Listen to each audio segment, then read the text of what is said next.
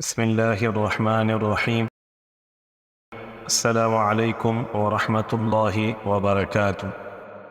آج ہم جرنیل صحابہ کے سلسلے میں جس شخصیت کا ذکر کرنے جا رہے ہیں وہ ہے سلم بن قیس رضی اللہ تعالی عنہ۔ ایران کا صوبہ اہواز ایک دشوار گزار پہاڑی علاقہ ہے۔ یہ بصرہ اور ایران کی درمیانی سرحد پر واقع ہے۔ عہد خلافت راشدہ میں یہاں ایک جنگجو اور بہادر قوم کرد آباد تھے۔ بصرہ ایک نیا شہر آباد ہوا تھا جسے اسلامی لشکر کے لیے چھاؤنی کی حیثیت حاصل تھی۔ دفاعی اعتبار سے یہ انتہائی حساس اور اہم ترین علاقہ تھا۔ ایرانی فوج کے تابڑتوڑ حملوں سے بچنے کی ایک ہی صورت تھی کہ ایران کے مغربی صوبے اہواز پر مسلمانوں کا مکمل قبضہ ہو جائے۔ سیدنا فاروق اعظم رضی اللہ عنہ ایک رات مدینے کی گلیوں میں گشت کر رہے تھے اور ساتھ ہی ساتھ اس مسئلے پر غور و فکر بھی کر رہے تھے کہ اس اہم ترین محاذ پر جانے والے لشکر کا سالار اعلیٰ کس کو مقرر کیا جائے۔ تجربہ کار، دل آور اور بہادر مجاہدین کے نام یکے بعد دیگرے زبان پہ آ رہے تھے۔ جب سلمہ بن قیس کا نام آیا تو رک کے فرمانے لگے، واہ واہ، یہی تو میرا مطلوب ہے، یعنی وہ جرنیل ہے جس کی مجھے تلاش تھی۔ آواز پر حملہ آور ہونے والے لشکر کا قائد یہی مناسب رہے گا۔ اس میں قائدانہ صلاحیتیں بدرجہ تم پائی جاتی ہیں۔ صبح ہوئی تو اسے اپنے پاس بلایا اور ارشاد فرمایا، سلمہ، میں نے تجھے ایران کے صوبے آواز پر حملہ آور ہونے والے لشکر کا سالار اعلیٰ مقرر کیا ہے۔ مجھے امید ہے کہ تم اس منصب کا حق ادا کرو۔ اللہ کا نام لے کر لشکر کی قیادت کرتے ہوئے اس مہم پر روانہ ہو جاؤ۔ یاد رکھنا، جب تم دشمن کے علاقے میں پہنچ جاؤ تو پہلے انہیں اسلام قبول کرنے کی دعوت دینا۔ اگر وہ اسلام قبول کر لیں اور تمہارے ساتھ جہاد میں شریک نہ ہوں تو ان سے صرف زکوٰۃ وصول کرنا، لیکن مال غنیمت میں ان کا کوئی حصہ نہیں ہو۔ ہاں، اگر وہ شریک جہاد ہوں تو انہیں مال غنیمت میں برابر کا حصہ ملے گا۔ اگر وہ اسلام قبول کرنے سے انکار کریں لیکن لشکر اسلام کے مقابلے سے دستبردار ہو جائیں اور امن کی اپیل کر دیں تو ان سے ٹیکس وصول کرنا اور اس کے بدلے انہیں مکمل تحفظ فراہم کرنا۔ انہیں کوئی ایسی تکلیف نہ دینا جسے وہ برداشت نہ کر سکے۔ ہاں، اگر وہ ٹیکس ادا کرنے سے انکاری ہوں تو ان کے خلاف جنگ کرنا جب اللہ تمہارا حامی و ناصر ہو۔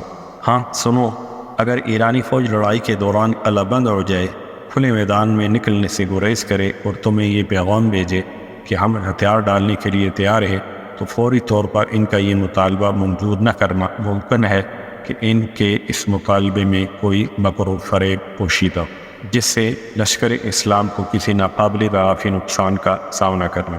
ہاں، اگر وہ قلعے سے باہر نکل کر تمہارے سامنے ہتھیار ڈال دیں تو پھر ان پر تلوار نہ چلانا۔ اگر وہ لڑائی کے لیے آمادہ ہوں تو پھر تم بھی ڈٹ کر مقابلہ کرنا۔ جب تم لڑائی میں کامیاب ہو جاؤ تو پھر حد سے تجاوز نہ کرنا، نہ ہی کسی سے بے وفائی کرنا، نہ دشمن کے کسی بچے، عورت یا بوڑھے کو قتل کرنا، اور نہ ہی کسی کا ناک کان کاٹنا، اور نہ ہی ان کی لہلاتی سرسبز و شاداب فصل کو برباد کرنا، اور نہ ہی کوئی درخت کاٹنا۔ امیر المؤمنین سیدنا فاروق اعظم رضی اللہ عنہ کی نصیحت آموز گفتگو سن کر ان کے جملہ احکامات کی تعمیل کا عہد کیا اور لشکر اسلام کو لے کر سرزمین آواز کی جانب روانہ ہوئے۔ سیدنا فاروق اعظم رضی اللہ عنہ نے لشکر کو مخلصانہ دعاؤں اور نیک تمناؤں کے ساتھ الوداع کیا۔ اسلامی لشکر جذبہ جہاد سے سرشار اپنی منزل کی طرف روانہ ہوا۔ لشکر اسلام کو دشوار گزار راستے میں انتہائی مساعد حالات کا سامنا کرنا، کبھی پہاڑی پر چڑھائی اور کبھی نشیبی علاقے میں گلے سڑے پانی کی سڑان کا سامنا، اور کہیں زہریلے سانپوں اور وحشیوں کی بہتات۔ ان تمام مصائب کو جھیلتے ہوئے لشکر اسلام شاں اپنی منزل کی طرف بڑھتا چلا گیا۔ سپہ سالار ارض سلمہ بن قیس رضی اللہ عنہ کو جرأت مندانہ قیادت، مومنانہ بصیرت اور مخلصانہ و حکیمانہ قیادت میں لشکر اسلام شادوں و فرحاں اپنی منزل کی طرف روان دوا رہا۔ سالار اعلیٰ کی حکیمانہ مشوروں سے دلوں میں حوصلے اور حوصلوں میں جان پیدا ہوتی رہی۔ مجاہدین کی زبانوں پر قرآنی آیات کا ورد مسلسل جاری رہتا۔ رات کو جہاں بھی قیام کیا جاتا قرآنی آیات کا ورد جاری و ساری رہتا۔ رات کو جہاں بھی قیام کیا جاتا قرآنی آیات کی نغماتی دل پذیر آواز سے فضا معمور ہو جاتی۔ رات کے بیشتر حصے میں مجاہدین قرآن مجید کی ضیاءپاشیوں سے اپنے سینوں کو منور کرنے کی سعادت حاصل کرتی اور اس بحر بیکراں میں غوطہ ہو کر اس کے معنوی جوہرات سے اپنے دامن کو تیرے تھے قرآن حکیم سے لذت آشنائی گٹن منزل کو آسان کرنے کا باعث بنتی۔ مجاہدین کی دلی تمنا یہی ہوتی کہ یہ معطر فضائیں انہیں صدا میسر رہیں اور اسی ماحول میں زندگی تمام ہو جائے۔ لشکر اسلام کے جرنیل حضرت سلمہ بن قیس رضی اللہ عنہ نے امیر المؤمنین سیدنا فاروق اعظم رضی اللہ عنہ کے حکم کے مطابق ایران کے مغربی صوبے آہواز کے باسیوں کو اسلام قبول کرنے کی دعوت دی، لیکن انہوں نے اسلام قبول کرنے سے صاف انکار کر دیا اور اس طرح لشکر اسلام کے لیے لڑائی کے سوا کوئی راستہ باقی نہ رہا۔ لہٰذا مجاہدین اللہ کا نام لے کر میدان جنگ میں اتر آئے۔ دیکھتے ہی دیکھتے میدان کارزار گرم ہوا، غمسان کا رن پڑا، لڑائی کے شعلے بڑک اٹھے، تلواروں کی چھنچھناہٹ سے میدان جنگ گونج اٹھا، دونوں طرف سے مقابلہ برابر کا تھا۔ مجاہدین جذبہ جہاد اور شوق شہادت سے سرشار میدان میں اپنی طاقت کی جوہر دکھلا رہے۔ آخرکار لشکر اسلام کو فتح نصیب ہوئی اور آواز پر مسلمانوں کا مکمل قبضہ ہو گیا۔ جب لڑائی ختم ہوگی تو مال غنیمت اکٹھا کیا گیا۔ لشکر سالار حضرت سلمہ بن قیس رضی اللہ عنہ اسے مجاہدین میں تقسیم کرنے لگے۔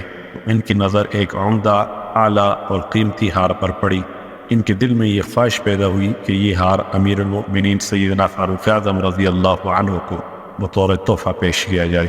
آپ نے تمام مجاہدین سے مخاطب ہوتے ہوئے ارشاد فرمایا، دیکھو اگر یہ ہار میں تمہارے درمیان تقسیم کر دو تو اس سے تمہیں کوئی فائدہ نہیں ہوگا، اور تقسیم کی صورت میں اس چمکدار اور دیدہ زیب ہار کی اہمیت بھی ختم ہو جائے، اور اگر تم خوش دلی سے مجھے اجازت دو تو میں یہ ہار امیر المؤمنین سیدنا فاروق اعظم کی خدمت میں بطور تحفہ پیش کروں۔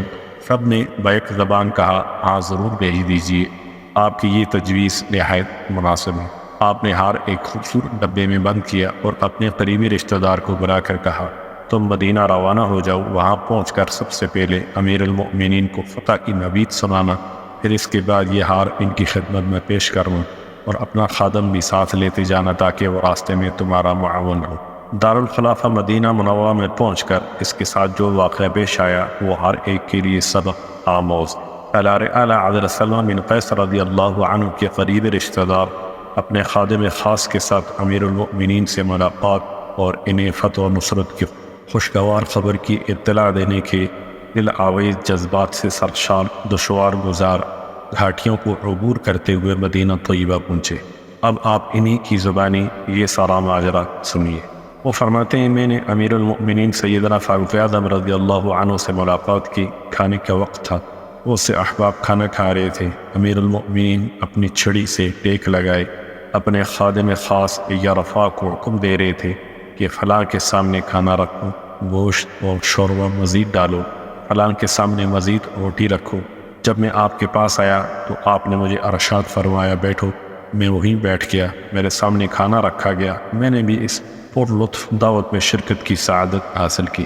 جب لوگ کھانا سے فارغ ہو گئے تو آپ نے خادم سے کہا، دسترخوان اٹھا لو۔ پھر آپ چل دیے اور گھر میں داخل ہونے لگے تو میں نے اندر آنے کی اجازت طلب کی۔ آپ نے کمال شفقت و محبت کا انداز اپناتے ہوئے مجھے اندر آنے کی اجازت دی۔